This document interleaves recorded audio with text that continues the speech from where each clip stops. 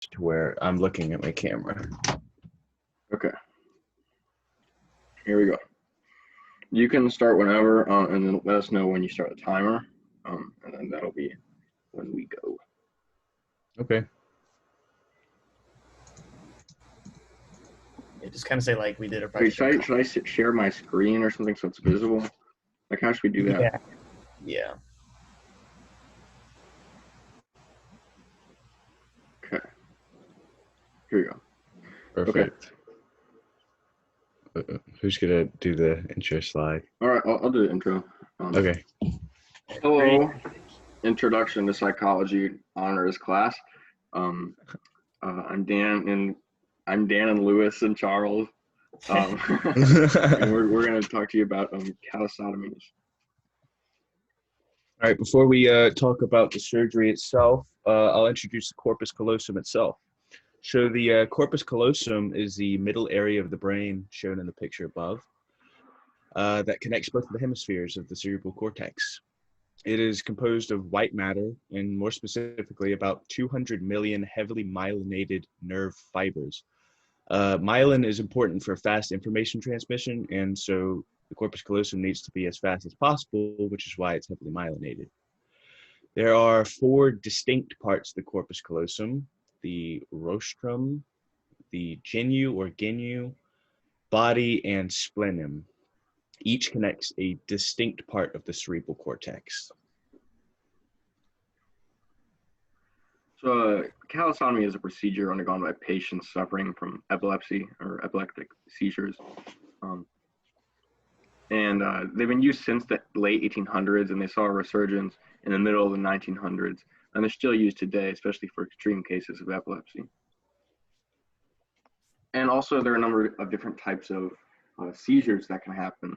And these seizures may be either generalized to the entire brain or focal to a specific point where they start from. One of the generalized ones, the drop attacks, is characterized by sudden relaxation or stiffening of the muscles. They're often accompanied by another type, the GTCS seizures, which are characterized by simultaneous stiffening and jerking of the muscles and convulsions. There are also a number of different methods for executing a calosotomy. But the most important distinction to make is that between the partial and the complete calosotomy. In a partial calosotomy, only about 2/3 of the corpus callosum is cut, preserving the part that is responsible for visual information. However, sometimes a partial calosotomy is not sufficient for stopping the occurrence of seizures entirely. So we discussed calosotomy briefly in the textbook, specifically chapter or section 3.4 in the Revel, and in chapter 3 in the lectures, due to its not insignificant relevance to biological psychology. In that chapter, we wanted to learn how the field of psychology and neuroscience work together, and calosotomy itself has revealed tons of information on how the corpus callosum works and is thus very relevant to biological psychology. Okay, now we're going to kind of get into the meat and potatoes of the experiment. That is kind of honestly the boring part, but we kind of got to go over it. This experiment was a case study and was based in 2 different hospitals in Indonesia. The study took place from January of 2000 to December of 2018. So it was a really long experiment that they went under. Got a lot of results and data from it. Each participant's brain was evaluated using an EEG, which is electroencephalography. I'm pretty sure I murdered that pronunciation, but everybody knows what an MRI is, which was also used, which is a magnetic resonance imaging. And after 2011, ictal video monitoring also began to be used. And that's just kind of it's just another type of brain scan that's very helpful for identifying seizures and epilepsy. The neurocognitive ability of each patient was also tested using the WACE IV test in adults and the WISC test for children. Just think of those as being different kind of IQ tests that test their like mental capabilities. As far as surgical consideration goes, during the case study, both partial and total calosotomies were conducted. Daniel talked about those earlier and what they kind of are. And after the patients underwent the surgical procedure, they would return for follow-ups every 6 months. And however long they kind of ended up doing those follow-ups was up to the patient. Some of them did it for several years, some of them only a couple times. There were 17 patients in total that received, there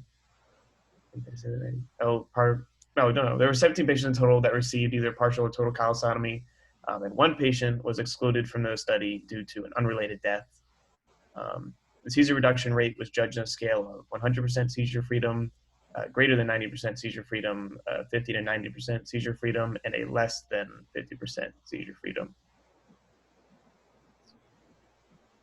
Out of the 16 patients observed, the male to female ratio was 7 to 9, and the adult to pediatric, which is just children, so the adult to children ratio was 3 to 13.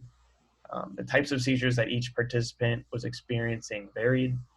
13 patients experienced either atonic or tonic drop attacks, while also experiencing some other type of seizure, usually a GTCS seizure. Two patients experienced only GTCS seizures, and one patient experienced only FIAS seizures. 12 of the patients had structural brain abnormalities, and only 4 of the patients had normal brain MRIs. 3 of the patients were also diagnosed with LGS or Lennox-Gastaut syndrome, and that's just kind of a different type of epilepsy.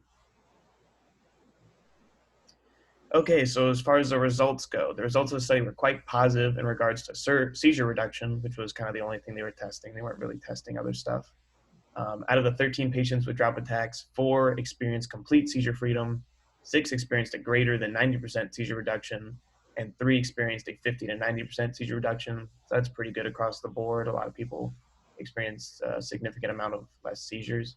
Out of the 3 patients with GTCS and FIS seizures, 2 experienced complete seizure freedom, and the other experienced less than 50% seizure freedom. So again, pretty good results. Out of the 9 patients that underwent total chalcostomy, 5 experienced complete seizure freedom, 2 experienced a greater than 90% seizure reduction, and 2 experienced a 50 to 90% seizure reduction. And finally, out of the 7 patients that underwent partial chalcostomy, only 1 experienced complete seizure freedom, 4 experienced a greater than 90% seizure reduction, and 1 experienced a less than 50% seizure reduction, which was kind of the only bad number that throughout the whole thing. So. All right, thanks, Louis, for doing the boring part. Yeah, I'll probably sleeping by now over there. Of the 13 patients that did experience drop attacks, complete seizure freedom was observed in 4, and significant, that's the greater than 90% seizure freedom in 6 of them. And so the total chalcostomies, where they separate the whole thing, were found to be much more effective for achieving complete seizure freedom. And also in the discussion, the authors talked about their acknowledgement of experimental limitations, talking about the small sample size and also the short follow-up duration after the surgeries, which is 18 years in most cases. So one thing that we need to talk about in the discussion also is that chalcostomies hold a high risk for neurological implications, including a number of these major things like disconnection syndrome, transient ataxia, mutism, and a couple of others. So there's a much higher rate of major complications in, that's supposed to be in total chalcostomies, and a slightly higher risk for minor complications in partial chalcostomies. That just means to say that there's a greater risk for complications when more of the corpus callosum is severed. However, none of these complications were observed in the study, so the doctor must have just been really great.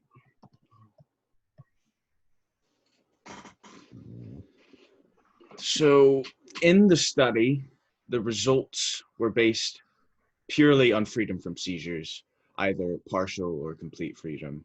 However, mental state and cognitive or motor skills could have also been tested. For example, motor skills could have been tested with some sort of coordination test, like a hand-eye coordination test. Just an example. Cognitive skills could have been tested with some sort of language test.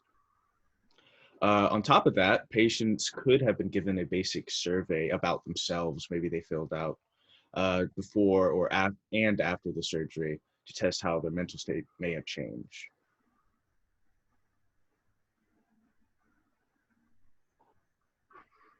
That's it. All right. How much time was that? That was 9 minutes 15 seconds. So that's Holy right cow. Well, we could Sick. stretch that out if we need to. Well, if she tells us it needs to be longer, we can do that. But Yeah. So now what, dude? Oh wait, shoot. I can stop. yeah, I guess you recording. stop the recording. Okay, how do I do that? Does he will What's it give it it to you as a Stop share. file? Wait, hold on.